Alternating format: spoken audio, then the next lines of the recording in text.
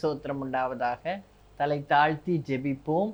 எங்களை நேசிக்கிற எங்கள் அன்பின் தகப்பனே, இந்த வேலைக்காக நாங்கள் நன்றியோடு உம்மை துதிக்கிறோம் அப்பா, உம்மை சோத்தரிக்கிறோம் கர்த்தாவே. ஏசப்பா, நீரே எங்களோடு கூட இருந்து தொடக்கம் முதல் முடிவு வரை எங்களை நீர் காத்துக்கொள்ளும் சுவாமி. அன்பின் தகப்பனே, இந்த நாளிலும் கர்த்தாவே அடியாளை மறைத்து நீர் வெளிப்படும் கர்த்தாவே. உம்முடைய வார்த்தை என்னும் அன்னாவினால் எங்களை நிரப்பி அருளும். இயேசுவின் இன்ப நாமத்தில் கெஞ்சி மன்றாடுகிறேன் பரம தகப்பனே, ஆமீன். இன்றைக்கு நான் எடுத்துக்கொண்ட தலைப்பு, பெயர்கள் வேதத்தில் எழுதப்படாத சிறுவர் சிறுமி, இவர்களுடைய செயல்கள் பற்றி தியானிப்போம். ஏற்கனவே பெயர் எழுதப்படாத பெண்களை பற்றி நம்ம தியானித்தோம். அதே மாதிரி பேர் எழுதப்படாத வேதத்தில் அவர்களை குறித்து சொல்லப்பட்டிருக்கிறது, ஆனால் அவர்களுடைய பெயர்கள் கொடுக்கப்படலை. அப்படி பேர் சொல்லப்படாத சிறுவன் சிறுமி யாருன்னு பார்த்தோம்னா, முதலாவது நாகமானின் அடிமை பெண். 2 ராஜாக்கள் 5ஆம் அதிகாரம் 1 முதல் 14 வரை சம்பவம் கொடுக்கப்பட்டுகிறது. நாகமான் யாருன்னா, சீரிய ராஜாவின் படைத்தலைவன், தளபதி. அவன் பெரிய ஆள். அவன் என்ன செஞ்சா, சீரிய ராஜாவின் படைத்தலைவனாகிய நாகமான் அப்படின்னு போட்டிருக்கு 5ஆம் அதிகாரம் 1ஆம் வசனத்தில். 2 ராஜாக்கள் 5:1. அவன் என்ன செஞ்சானா, சீரியாவிலிருந்து அவங்க இஸ்ரேல் தேசத்திற்கு போயிருக்கும்போது இஸ்ரவேலரை ஜெயிச்சு அங்கே இருந்து சிறைப்பிடித்து கொண்டு வந்தார்களாம் ஒரு சிறு பெண்ணை. அவள் நாகமானின் மனைவிக்கு பணிவிடை செய்து கொண்டிருந்தாள். அவள் தன் நாச்சியாரை பார்த்து எப்பவும் பணிவிடை செய்வதில் ரொம்ப சிறந்தவளாக இருக்கிறாள். அதனால் அது நாகமானுக்கும் அவளை பிடிக்கும், அந்த எஜமாட்டிக்கும் அவளை பிடிக்கும். அப்படிப்பட்ட ஒரு சுறுசுறுப்போடு நல்ல உண்மையாய் உழைத்த ஒரு அடிமை பெண், சின்ன பிள்ளை. அவள் என்ன செய்கிறா, நாகமானுக்கு ஒரு வியாதி இருந்தது, அதுதான் குஷ்டரோகம். அதை அவள் கண்ணுட்டாள். உடனே அவள் என்ன செய்கிறா, அவன் மேலே பரிதாபப்பட்டு தன்னுடைய எஜமாட்டிக்கிட்ட சொல்கிறாள். 3ஆம் வசனம். அவள் தன் நாச்சியாரை பார்த்து, என் ஆண்டவன் சமாரியாவில் இருக்கிற தீர்க்கதரிசியின் இடத்தில் போவாரானால் நலமாயிருக்கும், அவர் இவருடைய குஷ்டரோகத்தை நீக்கிவிடுவார் என்றாள். அவள் அந்த வார்த்தை தான் சொல்கிறாள். சமாரியாவில் இருக்கிற, அதாவது எங்கள் ஊரில் இருக்கிற ஒரு ஆண்டவருடைய மனுஷன், அது யாரங்க, எலிசா இருக்கிறான். அவன் தான் என்ன செய்வான், கர்த்தருடைய வார்த்தையை சொல்கிறதும் கர்த்தர் கொடுக்குற அற்புதங்களையும் வியாதியிலிருந்து விடுதலை கொடுக்கறதையும் அவன் தான் செய்வான். அதனால் அப்படிப்பட்ட ஒரு மனுஷன் அங்கே இருக்கிறான். அவனிடத்தில் நம்முடைய எஜமான் போவாரானால் அவர் நிச்சயமாக இந்த வியாதியை நின்று விடுதலை ஆவார்ன்ட்டு அந்த சிறு பெண் தன்னுடைய நாச்சியார் இடத்துல சொல்கிறான். உடனே நாச்சியார் என்ன செய்கிறா, நாகமான் இடத்துல போய் சொல்கிறான். உடனே நாகமான் அந்த ராஜாவிடத்தில் உத்தரவு பெற்றுக்கொண்டு, ஏன்னா அவன் படைத்தலைவன் இல்லையா, அதனால் அந்த சீரிய படை ராஜாவிடத்தில் ஒரு லெட்டர் வாங்கிக்கிட்டு எருசலேமுக்கு போகிறான். அங்கே போய் அவன் சொல்லும் பொழுது ராஜாவுக்கு கொஞ்சம் கோபம் வருது, இது என்னடா இப்படி கேட்காங்க அப்படின்ட்டு. அப்போ எலிசாவுக்கு இது கேள்விப்பட்டு எலிசா என்ன சொல்கிறான், அவனை என்னிடத்தில் அனுப்புங்கள் அப்படின்னு சொன்ன உடனே எலிசாவை நோக்கி சீரிய படை போகுது. அவன் குதிரையில் போகிறான். போய் குதிரைகளோடும் தன் ரதங்களோடும் எலிசாவின் வாசற்படியில் நிற்கிறான். அப்போ எலிசா என்ன செய்கிறான், இறங்கிலாம் வரமாட்டான். அவன் பாட்டுக்கு அங்கே இருந்து தன்னுடைய வேலையாள்கிட்ட சொல்லி விடுவான். அவனை யோர்தான் நதியில் 7 முறை மூழ்கி எழும்ப சொல்லு, அவனுடைய சரீரம் எப்படி மாறிடும், சிறு பிள்ளையின் மாம்சத்தை போல மாறிவிடும் என்று சொல்லி விடுறான். உடனே அதை கேட்ட உடனே இவனுக்கு கொஞ்சம் எரிச்சலாக வரும். யோர்தான் நதியில் அவன் என்ன நினச்சா, இவன் நம்ம எங்கே குஷ்ரோகம் இருக்கோ அந்த இடத்த தடவுவான், நமக்கு சோமாயிரும்னு நினச்சான். ஆனால் அவன் என்ன சொல்கிறான், அந்த யோர்தான் நதியில் 7 முறை மூழ்கி எழும்பும், அப்போது மாம்சம் சிறு பிள்ளையின் மாம்சத்தை போல் மாறிடும் அப்படின்னு சொல்லி அனுப்பின உடனே அதுக்கப்புறம் மற்றவர்கள்லாம் சொல்லுவாங்க, வேறு எதுவும் சொல்லியிருந்தால் நீங்கள் கண்டிப்பாக செஞ்சுருப்பீங்க இல்லையா, இதை செய்யுங்க அப்படின்னு சொன்ன உடனே அவன் சந்தோஷமாக செய்கிறான். அப்படி அவன் செய்த பொழுது 14ஆவது வசனம், 2 ராஜாக்கள் 5:14. அப்பொழுது அவன் இறங்கி எங்கே இறங்குறான்? யோர்தான் நதியில் இறங்குறான். தேவனுடைய மனுஷன் வார்த்தையின்படியே யோர்தானில் 7 தரம் மூழ்கின போது அவன் மாம்சம் ஒரு சிறு பிள்ளையின் மாம்சத்தைப் போல் மாறி அவன் சுத்தமானான். இதுக்கு காரணமாக இருந்தது யார்? இந்த அடிமை பெண். தான் அடிமை தானே, எதுக்கு நம்ம எங்களுக்கெல்லாம் சொல்லணும், இவங்க சோமாய் நமக்கு என்ன செய்ய போகிறாங்க, இப்படிலாம் நினைக்கிற காலங்கள். ஆனால் அந்த சிறு பெண் என்ன செய்தா? ஆண்டவருடைய பிள்ளை, ஆண்டவரால் சுகம் கொடுக்க முடியும் என்பதை அவள் விசுவாசித்தாள். அதனால் அந்த சமாரியாவில் இருக்கிற அந்த தேவ மனிதனிடத்தில் போனால் நம்முடைய எஜமான் கண்டிப்பாக சுகமாகிவிடுவான் என்று அவள் விசுவாசித்து தன் எஜமாட்டிக்கிட்ட சொல்கிறான்.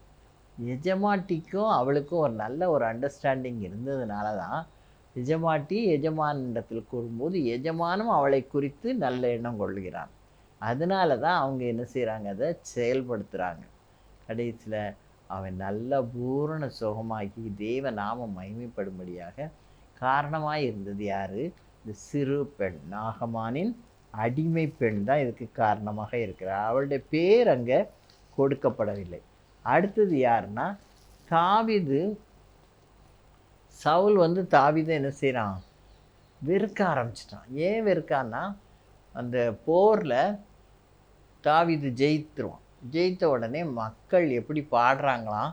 சவுல் கொண்டது 1000, தாவீது கொண்டது 10,000 என்று சொல்லி வரிசையாக மாறி மாறி மாறி மாறி இதே சொல்லி சொல்லி பாடியிருக்காங்க. இது வந்து சவுலுக்கு கேட்டு ரொம்ப எரிச்சல் வந்துட்டு. இந்த மக்கள் இப்படி பாடி அவனை பெரிய ஆளாக்குறாங்களே, அவன் இருந்தான்னா தன்னுடைய வம்சம் இந்த இடத்துல ராஜாவாக திரும்ப திரும்ப வர முடியாது, அதனால் அவனை கொன்றணும்னு சொல்லி அவன் உள்ளத்தில் அப்படி ஒரு சாத்தான் ஒரு கிரியையை உண்டாக்கினான். உடனே அவன் என்ன செய்கிறான்? தாவீதை கொல்லுவதற்கு அவன் வழி தேடி கொண்டிருக்கிறான். இதை தாவீது உணர்ந்து அவனுடைய சிநேகிதனாக இருந்தது யாருன்னா யோனத்தான் யாருன்னா சவுலுடைய மகன். சவுலுடைய மகனும் தாவீதும் நெருங்கிய நண்பர்களாக இருந்தார்கள். அப்போ இவன் போய் அவன்கிட்ட சொல்கிறான், உங்கள் அப்பா என்ன கொல்லணும்னு பார்க்குறாரு, அதனால் இன்றைக்கு நான் அவனோடு கூட பந்தி இருக்க வேண்டிய நாள், அதனால் நான் இன்னைக்கு வரமாட்டேன் அவர் அப்படின்னு சொல்லும்போது அவன் யோனத்தானுக்கு அது வந்து சரியாக படலை. எங்கள் அப்பா அப்படிலாம் உன் ஜீவனை எடுக்க மாட்டார் அப்படின்னு சொல்லுவான். உடனே நீ பாரு அப்படின்னு சொல்லி 2 பேரும் பேசிக்கொள்வார்களாம். இது 1 சாமுவேல் 20ஆம் அதிகாரத்தில் இந்த சம்பவம் கொடுக்கப்பட்டிருக்கிறது. அவன் எங்கே 2 பேரும் அவன் இருப்பேன்னு சொல்கிறான்னா, ஏசேல் என்னும் ஒரு கல்லண்டையில் நான் உட்கார்ந்திருப்பேன், அந்த இடத்துக்கு நீ வா அப்படின்னு சொல்லி யோனத்தானும் தாவீதும் பேசி கொண்டார்கள். அப்போ யோனத்தான் என்ன சொல்கிறான்னா, நான் ஒரு சிறுவனை கூட்டி கொண்டு வருவேன், நான் நீ இருக்கிற இடத்துக்கு நான் என்ன செய்வேன்? அம்புகளை எய்வேன், அந்த சிறுவனை போய் அந்த அம்புகளை பொறுக்கி கொண்டு வர சொல்வேன். அப்பொழுது எங்கள் அப்பா வந்து தகப்பனார் உன்னை கொல்ல மாட்டார் என்றால் நீ வா அப்படின்றதுக்கு எப்படி சொல்வேன்னா, இந்த பிள்ளையாண்டானை பார்த்து, இதோ அம்புகள் உனக்கு இப்புறத்தில் பக்கத்தில் இந்த பக்கத்தில் கிடக்குது, அதை எடுத்துகிட்டு வா அப்படின்னு சொன்னால் நீ வந்துரு, நீ ஒளிஞ்சிருக்க வேண்டாம், நான் வந்து அந்த சமாதானத்தோடே வரலாம். இல்லைன்னா அந்த அம்புகள் அப்புறத்திலே கிடக்கிறது என்று நான் சொன்னேன்னா நீ என்ன செய்யணும்? உடனே அந்த இடத்த விட்டு போய்விட வேண்டும் அப்படின்னு சொல்லி 2 பேரும் பேசி கொண்டார். அதற்கு ஒரு சிறுவனை யோனத்தான் பயன்படுத்துகிறான். அந்த சிறுவன் அப்படியே போகிறான் யோனத்தானோடு. இவன் போய் அந்த இடத்துல ஒளிஞ்சு கொள்கிறான். ஏசேல் என்னும் கல்லண்டையில் உட்கார்ந்துருக்கிறான். இவன் வந்து என்ன செய்கிறான்? தாவீது அதில் அங்கே உட்கார்ந்துருக்கான். யோனத்தான் என்ன செய்கிறான்? அம்பு விடுறான். ஏன்னா அவங்க அப்பா வந்து கோவப்பட்டார், பந்தியில் இருக்கும்போது ஏன் அவன் வரல அப்படின்னு சொல்லி ரொம்ப கோவப்பட்டு தன் கையில் இருந்த அம்பை எடுத்து என்ன செய்ய, தன்னுடைய ஈட்டியை அந்த இடத்துக்கு நேராக, அவன் இருக்கிற இடத்துக்கு நேராக எறிந்தார். இதை பார்த்தோன்னே அப்பா நிச்சயமாக அவனை கொல்ல வழி தேடுறாருன்னு அவனுக்கு தெரிஞ்சுக்கிட்டு என்ன செய்கிறான்? அதே மாதிரி அவங்க 2 பேரும் ஏற்கனவே பேசியிருந்ததுனால அந்த இடத்திற்கு இந்த சிறுவனை கூட்டிக் கொண்டு போகிறான். போய் என்ன செய்கிறான், அந்த சிறுவனை கூட்டிகிட்டு போய் அவனுங்க 2 பேரும் பேசியிருக்காங்க இல்லையா, அதேபடி அம்பு எய்கிறான். அந்த எய்த அம்பிற்கு இடமட்டும் பிள்ளையாண்டான் போனப்ப அந்த அம்பை எடுக்கிறதுக்கு போகிறான். பக்கத்தில் போன உடனே இவன் என்ன சொல்கிறான், 37வது வசனம், 1 சாமுவேல் 20:37. யோனத்தான் எய்த அம்பு இருக்கும் இடமட்டும் பிள்ளையாண்டான் போனபோது, அம்பு உனக்கு இன்னும் அப்பால் இருக்கிறது அல்லவா என்று யோனத்தான் பிள்ளையாண்டானுக்கு பிறகே இருந்து கூப்பிட்டான். அப்புறம் என்ன சொல்கிறான், நீ தரித்து நிற்காமல் தீவிரித்து பொட்டன போ என்று யோனத்தான் பிள்ளையாண்டானுக்கு பிறகே இருந்து நீ நிற்காத, போய் சட்டுன்னு எடுத்துகிட்டு வா அப்படின்ற மாதிரி சொல்கிறான். இது யாருக்கு புரியும், சிறுவனுக்கு தெரியாது, அதை எடுத்துகிட்டு வரணும் அவ்வளோதானே அப்படின்னு நினைப்பான். ஆனால் தாவீதுக்கு அது தெரியும்படியான ஒரு குழு சொல்லாக அவர்கள் இருவரும் பேசியிருந்தபடி நடந்தது. அப்போ அதற்கு அந்த சிறுவனை யோனத்தான் பயன்படுத்தினான். யோனத்தான் தாவீதை காப்பாற்ற எண்ணினான், அதற்கு ஒரு சிறு பையனை பயன்படுத்தினான். அந்த சிறுவன் எப்படிப்பட்ட பையனாக இருந்தான், கீழ்ப்படிதல் உள்ள பையனாக இருந்தான். யோனத்தான் என்னெல்லாம் சொன்னானோ அதை அப்படியே செய்தான். ஏன், எதற்கு? இப்போலாம் அந்த காலத்தில் பிள்ளைகள்கிட்டலாம் ஒன்றும் சொல்ல முடியாது. ஆனால் அவன் என்ன செய்யலை, அப்படிலாம் எந்த கேள்வியும் கேட்காம தன்னுடைய எஜமான் சொல்கிறத அப்படியே செய்தான். அதனால் சிறு பிள்ளை போல தான் இருக்க சொல்லியிருக்கார் ஆண்டவர். அப்படி அந்த சிறுவன் போய் என்ன செய்தான், ஓடி ஓடி அந்த அம்புகளை எடுத்து கொண்டு வந்தான். அவன் என்ன செய்தான், தாவீதை காப்பாற்றுவதற்கு ஒரு கருவியாக இருந்தான். இதான் 2வது, தாவீதுக்கு சவுலின் செயலை புழுக்குறி மூலம் அறிவிக்க யோனத்தான் பயன்படுத்திய சிறுவன். அடுத்தது யாருன்னா, உயிரோடு எழுப்பப்பட்ட யவீருவின் 12 வயது சிறுமி. இச்சம்பவம் மார்க்லேயும் கொடுக்கப்பட்டிருக்கு, மத்தேயுலையும் கொடுக்கப்பட்டிருக்கு. ரெண்டையும் நம்ம வச்சு பார்க்கும்போது அந்த சிறு பெண் 12 வயது உள்ள பெண், அவள் மரண அவஸ்தைப்படுகிறாள். தகப்பனுக்கு ஒரே மகள். அதனால் அந்த அவஸ்தைப்படுகிறத பார்க்க முடியாமல் அந்த தகப்பன் யவீரு என்ன செய்கிறான், இயேசுவின் பாதத்தில் போய் விழுகிறான். விழுந்து சொல்லுகிறான், என் பிள்ளை மேலே ஒரு கையை வையும், அப்பா அவன் பிழைச்சிருவா அப்படின்னு சொல்லும்போது இயேசுவும் சரின்னு சொல்லி அவங்க கூட வருகிறார். அப்படி அவன் என்ன செய்கிறா, அவர் அந்த பிள்ளை இருக்கிற இடத்துக்கிட்ட வந்துட்டார். வர்றது கொஞ்சம் முன்னால் அவங்க வீட்டிலேருந்து வர்றாங்க ஆட்கள், போதகரை கஷ்டப்படுத்த வேண்டாம், பிள்ளை இறந்து போச்சு அப்படி. அப்போ இறந்த பிள்ளையே எழுப்புறதுக்காக இயேசுவானவர் போகிறார். அப்போ அவன் பயப்படுவான் யவீரு. உடனே ஆண்டவர் அவனிடத்தில் பேசுகிறார். எப்படி பேசுகிறாருன்னா, மார்க்கு 5 அதிகாரம், நீ விசுவாசம் உள்ளவராய் இரு, அப்போ தான் அந்த பிள்ளை என்ன செய்யும், பிழைக்கும்ன்ற மாதிரி இயேசுவானவர் அவனிடத்தில் கூறுறார். கூறின உடனே அவன் என்ன செய்கிறான், ஏற்றுக்கொண்டு இயேசுவோடு கூட வர்றான். வீட்டுக்கு வந்தால் எல்லாரும் அழுதுகிட்ருக்காங்க, பிள்ளை இறந்து போயிட்டேன்னு. ஆனால் இயேசுவானவர் என்ன சொல்கிறாரு, பிள்ளை இறக்கவில்லை, நித்திரையாக இருக்கிறாள் என்று சொல்கிறார். எல்லோரும் பக்கத்தில் சிரிப்பாங்க, என்னடா இறந்த பிள்ளைய நித்திரையாக இருக்கான்னு சொல்கிறாரு அப்படின்ட்டு. அதுக்கப்புறம் இயேசுவானவர் பிள்ளை இருக்கிற இடத்துக்கிட்ட உள்ளே போய் இந்த கட்டில் இருக்கிற பிள்ளைய கையை பிடிச்சி தூக்கி, சிறுபண்ணே எழுந்துரு என்று உனக்கு சொல்கிறேன், தலித்தாகுமி அப்படின்னு சொல்கிறார். சொல்லி அந்த பிள்ளைய என்ன செய்கிறார், கையை பிடிச்சி எழுப்புறார். கையை பிடிச்ச உடனே அந்த பிள்ளைக்குள் அந்த உயிரானது போயிடுச்சு. அந்த சிறு பெண் ஒரு அற்புதம் நிகழ்வதற்கு ஒரு காரியமாக இருக்கிறார். அவள் 12 வயதுடைய பெண், தகப்பனுக்கு பிரியமான பிள்ளை. அந்த பிள்ளை மரித்த போது தகப்பன் பதறான். ஆனால் ஆண்டவர் என்ன சொல்கிறாரு, பயப்படாத, விசுவாசம் உள்ளவனாயிரு அப்படின்னு சொன்ன உடனே அவனும் என்ன செய்கிறான், விசுவாசத்தோடு அந்த இடத்துக்கு இயேசுவையை கூட்டிகிட்டு இந்த மரித்த பிள்ளையை உயிரோடு எழுப்ப கர்த்தர் கிருபை தந்தார்.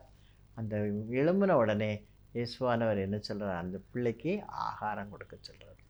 அதனால் ஒரு சோர்வுற்ற வேளையிலும் கர்த்தர் என்ன செய்கிறார்? பலன் கொடுக்கிற தேவனாக நமக்கு இருக்கிறார். அதனால் எப்போவுமே சிறு பிள்ளைகளை பார்த்து நாம் என்ன செய்யணும்? நடக்கிறவர்களாக இருக்க வேண்டும். அது இதில் நம்ம பார்க்குறது என்னென்னா, அந்த சிறு பிள்ளை எழுந்து நடந்தாள். எழுப்பின உடனே எழும்பிட்டான். எழும்பின உடனே அவள் என்ன செஞ்சாளாம்? நடந்தாள் என்று சொல்லப்பட்டிருக்கிறது. அது ஒரு சாட்சியாக இருந்தது. அதை பார்த்தவர்கள் யாவரும் ஆச்சரியப்பட்டு பிரமித்தார்கள் என்று வேதம் சொல்கிறது. அப்போ அவள் நிமித்தம் தேவ நாமம் என்ன செய்யப்பட்டது? மகிமைப்பட்டது. அப்போ அந்த சிறு பெண் யவீருவின் மகள் மரித்தாள், திரும்ப இயேசுவால் உயிரோடு எழுப்பப்பட்டாள். அதனால் தேவ நாமம் மகிமைப்பட அவள் ஒரு காரியமாக இருந்தாள். அவள் எழுந்தாள், நடந்தாள். அது ஒரு சாட்சியாக மாற்றப்பட்டது. அதை பார்த்த மக்கள் பிரமித்து ஆச்சரியப்பட்டார்கள். அப்படிப்பட்ட காரியங்கள் நிகழ்வதற்கு மரித்த யவீருவின் மகள் காரணமாக இருந்தார். அடுத்ததாக 5 அப்பங்களையும் 2 மீன்களையும் கொடுத்த சிறுவன். இது யாருன்னா, யோவான் எழுதின சுவிசேஷம் 6ஆம் அதிகாரத்தில் கொடுக்கப்பட்டிருக்கு. இயேசுவானவர் வனாந்திரத்தில் ஒரு மலையின் மேலே ஏறி அங்கே இருந்த மக்களுக்கு அவர் என்ன செய்கிறார்? பிரசங்கம் பண்ணி கொண்டே இருக்கிறார். நேரமாயிற்று. உடனே என்ன செய்கிறார்? மக்களுக்கு ஆகாரம் கொடுக்கணும் அப்படின்னு சொல்லும்போது, அவர்களிடத்தில் உங்களிடத்தில் இருக்கிறதை கொண்டு வாருங்கள் என்று சொல்லி கேட்குறார் இயேசுவானவர். உடனே அவங்க என்ன செய்கிறாங்க? வந்து பார்க்குறாங்க. அப்போ அந்திரேயா, பேதுருவின் சகோதரனாகிய அந்திரேயா, ஒரு சிறு பையன் இங்கே இருக்கிறான். அவன் கையில் என்ன இருக்குது?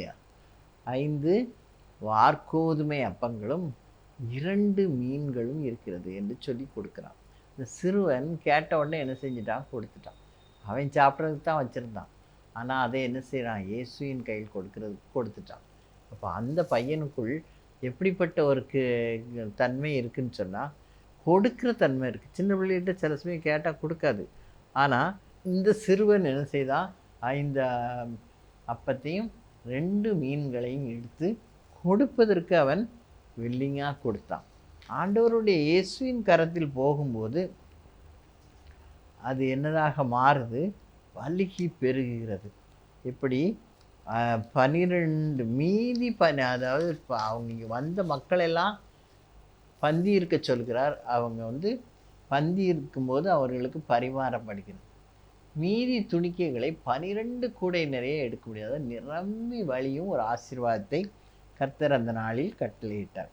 இப்போ அந்த சிறுவன் செய்த அந்த ஒரு காரியம்தான் அவன் என்ன கொடுத்தான்? மனமோந்து கொடுத்தான். கொடுங்கள், அப்பொழுது உங்களுக்கு கொடுக்கப்படும். நம்ம கொடுக்கும்போது நம்ம உள்ளம் கொஞ்சம் என்ன செய்யப்படும்? சந்தோஷப்படும். அப்படி நம்ம சந்தோஷப்படும் பொழுது கர்த்தர் அந்த கொடுக்கிற காரியங்களை ஆசீர்வதித்து கொடுக்கிறார். அதை பலுகி பெருகச் செய்து எல்லாரும் பயனடையும்படி கிருபை செய்கிறார். அவருடைய ஆசீர்வாதம் நம்ம பார்த்தோன்னா நிரம்பி வழிகிற ஆசீர்வாதமாக இருக்கிறது. அப்படிப்பட்ட கிருபைகளை அந்த சிறுவன் பெற்றுக்கொள்ளத்தக்கதாக இந்த காரியம் நடந்தது. இப்போ 4 விதமான சிறுமியரை நாம் பார்த்தோம். முதலாவது சிறுமி யார்? நாகமானின் அடிமை பெண். அவளிடத்தில் காணப்பட்ட குணங்களை நம்ம பார்க்கும்போது, அவள் தேவனை விசுவாசித்தாள். நம்முடைய தேவன் பெரியவர், அவர் அற்புத சுகம் கொடுக்க வல்லவர் என்பதை விசுவாசித்தாள். 2வது, அவள் தன் எஜமானிடமும் என்ன செய்ய நற்பண்புடையவளாக காணப்பட்டாள். அதனால் அவள் பேசுகிறத அவங்க கேட்குறாங்க. அந்த அளவுக்கு அவர்களுக்குள் ஒரு நல்ல பண்புகள் இருந்ததை அவர்கள் எஜமாட்டியும் பார்த்தார்கள். அவள் என்ன சொல்கிறார்? தன்னுடைய எஜமானுக்கு இருக்கிற நோய் கண்டிப்பாக சுகமாகிவிடும் என்பதை சொல்லி கண்டிப்பாக போகும்படி சொல்கிறார். அவள் கேட்டு அந்த நாகமான் எருசலேமுக்கு போய் எலிசாவை பார்த்த பொழுது, எலிசா 7 முறை யோர்தான் நதியில் மூழ்கி எழும்புங்கள் அப்படின்னு எழும்பு என்று சொல்கிறான். அதேபடி அவன் செய்து அவனுடைய மாம்சம் சிறுபிள்ளையின் மாம்சத்தை போல மாறியது. அந்த குஷ்ரோகம் முற்றிலுமாக அவனை விட்டு நீங்கிவிட்டது. அப்போ அப்படிப்பட்ட ஒரு கிருபையை அந்த சிறு பெண் செய்தாள். அவள் சொல்லலைன்னா நாகமான் இங்கே வந்திருக்க மாட்டான். இங்கே வரலைன்னா அவனுக்கு சுகமாக இருக்காது. ஆனாலும் கர்த்தருடைய கிருபை அந்த சிறு பிள்ளையின் மேல் இருந்தது. அவள் ஆசீர்வதிக்கப்பட்டவளாக இருந்தாள். அடுத்தது யோனத்தான் எரியும். யோனத்தானும் தாவீதும் பேசிக்கொண்டபடி யோனத்தான் ஒரு சிறு பிள்ளையை கூட்டிகிட்டு வரான். அவன் ஒரு பிள்ளையாண்டான் என்று சொல்லப்பட்டிருக்கிற சிறுவனாக இருக்கும். அவனை கூட்டிகிட்டு வரான். வந்து அம்பு ஏறிறான். எரியிற அம்பை நீ பொறுக்கிட்டு வரணும்னு சொல்லி அவனை அனுப்புகிறான். அந்த சிறுவன் அந்த அம்புகளை எங்கே உழுதுன்னு கவனமாக கவனிக்கிறான். ரெண்டாவது அவன் என்ன செய்கிறான், கீழ்ப்படுகிறான். போய் எடுத்துகிட்டு வா அப்படின்னு சொன்னோடனே அவன் போய் எடுக்கிறான். எடுக்கும்போது அவன் சொல்கிற வார்த்தைகளை கவனிக்கிறான். உனக்கு இப்புறத்தில் விழுந்திருக்கு, அல்லாட்டா அப்புறத்தில் விழுந்திருக்குன்னு சொல்லணும். அவன் அப்புறத்தில் விழுந்திருக்கிறது என்று சொன்னதை அவன் கிளியராக பார்த்து அதை பொறுக்கி கொண்டு கொடுக்குறான். இந்த வார்த்தைகள் யாருக்கு? தாவீதுக்கு கொடுக்கப்பட்ட வார்த்தை. அதனால் தாவீது அந்த இடத்தை விட்டு அவன் சவுலின் கையில் பிடிபடாதபடி அவன் வெளியேறினான் என்று நம்ம பார்க்கிறோம். இப்படி அவன் சிறு பையன் கீழ்ப்படிதல் உள்ளவனாக இருந்தான். தான் செய்கிற தொழிலில் கவனமாக இருந்தான். எங்கே அந்த அம்பு உழுதோ அந்த இடத்தை நன்றாக கவனித்தான். அந்த அம்பை பொறுக்கிட்டு வந்து தன்னுடைய எஜமானிடத்தில் கொடுத்தான். இந்த மாதிரி ஒரு நற்பண்புகளை சிறுவன் பெற்றிருந்தான். அடுத்தது உயிரோடு எழுப்பப்பட்ட யவீருவின் மகள். அவள் ஒரு சாட்சி. சிறு பெண் சாட்சியாக இருக்கிறார், உயிரோடு எழுப்பப்பட்ட ஒரு சாட்சி. அப்போ அதனால் தேவநாமம் என்ன செய்யப்பட்டது? மகிமைப்பட்டது. அதை கேட்ட அதை பார்த்த யாவரும் பிரமித்து ஆச்சரியப்பட்டார்கள். ஏன்னா அவங்கெல்லாம் இறந்து போயிட்டு நம்ம சொல்கிறோம், இவர் அவர் இந்த பிள்ளை நித்திரையாக இருக்குதுன்னு சொல்கிறாருன்னு சொல்லி நகைத்தவர்கள் இப்போ என்ன செய்கிறாங்க? ஆச்சரியத்தில் பிரமித்தார்களாம். இப்போ அதுக்கு காரணமாக இருந்தது யார்? இந்த சிறு பெண் தான். மரித்த மகள் ஒரு சாட்சியாக இருந்தார். மரித்தும் பேசுகிறாள். அவளை ஆண்டவர் உயிரோடு எழுப்பி சாட்சியாக நிறுத்தினார். அப்படிப்பட்ட கிருபைகளை கர்த்தர் இந்த நாளில் நமக்கு கொடுப்பதற்காக கடைசியாக 5 அப்பங்களையும் 2 மீனையும் கொடுத்த சிறுவன். அந்த சிறுவன் என்ன செய்யலாம் பாருங்க, தன்னிடத்தில் உள்ளதை அப்படியே கொடுத்துட்டான். தனக்குன்னு எதையுமே வைக்கலை. அதை இயேசுவினிடத்தில் கொடுத்ததுனால அதை பெருக செய்த தேவன் அது பெருகி வழியும் ஆசீர்வாதத்தை அந்த சிறு பையனும் பெற்றுக்கொண்டான். மற்றவர்களுக்கு நம்மிடத்தில் உள்ளதை நாம் கொடுப்போம், தெய்வ ஆசீர்வாதத்தை பெறுவோம். இதைத்தான் ஆண்டவர் சொல்கிறார், கொடுங்கள் அப்பொழுது உங்களுக்கு கொடுக்கப்படும். நம்ம என்ன அளவினால் அளக்கிறோமோ அந்த அளவினால் நமக்கு அளக்கப்படும். நல்லா நிரம்பி கூலிக்கு சரிந்து விழும்படி கொடுங்கள். மடியை போடும்போது கர்த்தர் நமக்கும் அந்த ஆசீர்வாதங்களை கொடுக்க வல்லவராக இருக்கிறார். இப்போ 4 சிறுவர் சிறுமியரை பார்த்தோம். நாகமானின் அடிமை பெண், அடுத்தது அந்த யோனத்தானோடு சென்ற பிள்ளையாண்டான், 3வது யாருன்னா உயிரோடு எழுப்பப்பட்ட யவீருவின் மகள், 4வது 5 அப்பங்களையும் 2 மீனையும் கொடுத்து சிறு பையன். 4 பேருடைய பெயர்கள் கொடுக்கப்படவில்லை, அவர்களுடைய செயல்கள் கொடுக்கப்பட்டது. அதை நாம் இன்றைக்கு தியானித்திருக்கிறோம். அது நம்முடைய வாழ்க்கைக்கு பயனுள்ளதாக இருக்கும். தேவன் தாமே இந்த வார்த்தைகளை ஆசீர்வதிப்பாராக. தலை தாழ்த்தி ஜெபிப்போம். எங்களை நேசிக்கிற எங்கள் அன்பின் தகப்பனே, ஏசப்பா, நாங்கள் இன்றைக்கு கேட்ட அந்த செய்திகள் எங்களுக்கு பயனுள்ளதாக இருக்கத்தக்கதாகவும் அந்த சிறு பிள்ளைகளைப் போல நாங்களும் மாசற்றவர்களாய் காணப்பட தேவரீர் கிருபை செய்யும். ஆண்டவரே, கீழ்ப்படிதல் உள்ளவர்களாக, விசுவாசம் உள்ளவர்களாக, உத்தமர்களாக நாங்கள் விளங்க எங்களை பரிசுத்தமான பாதையில் எங்களை வழிநடத்தும் அப்பா. அநேகருக்கு சாட்சியாக எங்களை நிறுத்தும் சுவாமி. அப்படிப்பட்ட கிருபைகளை நாங்கள் இந்த சிறுவர்கள் மூலமாக கற்றுக்கொண்டோம். நீர்தாமே இந்த செய்தியை ஆசீர்வதித்து கொடுத்தருளும். ஆண்டவரே, கிராஸ் டிவிக்காக ஜெபிக்கிறேன். அதற்கென்று உழைக்கிறவர்கள், கொடுக்கிறவர்கள், அதை நடத்துகிறவர்கள் யாவரையும் நல்ல சுகத்தோடும் பலத்தோடும் நீர் பாதுகாத்து இந்த ஊழியத்தை நீர் ஆசீர்வதியும். இயேசுவின் இன்ப நாமத்தில் கெஞ்சி மன்றாடுகிறேன் பரம தகப்பனே, ஆமேன். இதுவரைக்கும் பெயர்கள் வேதத்தில் எழுதப்படாத சிறுவர் சிறுமியர் பற்றி அவர்களுடைய செயல்களை தியானித்தோம். தேவன் தாமே இந்த வார்த்தைகள் ஒவ்வொன்றையும் நமக்கு ஆசீர்வதித்து கொடுப்பாராக. God bless you all.